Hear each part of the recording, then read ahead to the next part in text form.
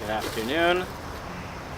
Here with Chazan David Glazer to share another third in our series on the tunes leading up to Yamim Noraim, to prepare a little bit for the tefillah and to be able to familiarize ourselves with some of the tunes that we'll be using during the davening, as well as to have a little bit of a Torah thought related to what we're saying, so that we can have hopefully a little bit more kavanah during the davening.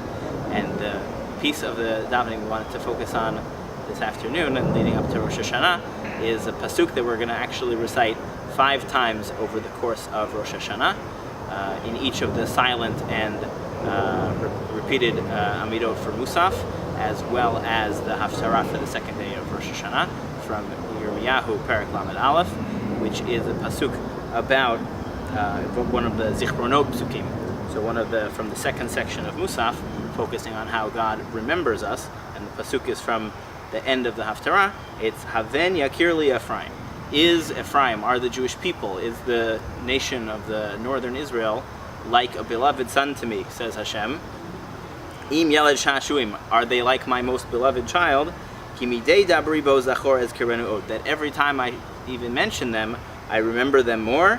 Al kein hamu me'ai lo rachem arachamenu ne'um Hashem, and my heart and my innards are so stirred to have compassion for them that God says this. And it's actually a rhetorical question. God is asking, why do I love them so much?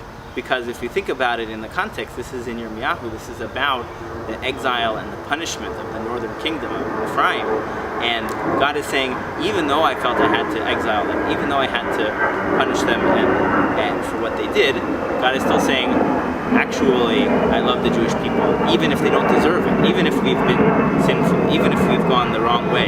God says, I have this irrational love for them, and that's what's going to lead me to bring rachamim on them. So the idea that God's rachamim, God's mercy for us at this season, is something which is actually a little bit irrational and a little bit unreasonable. We don't really deserve it necessarily, and it's something that should stir in us such a deep love for God in reciprocity. One other thought, which comes from Rashi here on the pasuk in Yirmiyahu, quoting from a midrash, which is the midei dabribo. Not that God is talking about us as if, but Rashi quotes from the midrash that actually it's a reference to diburi shenatati bo, that it's a reference to the study of Torah.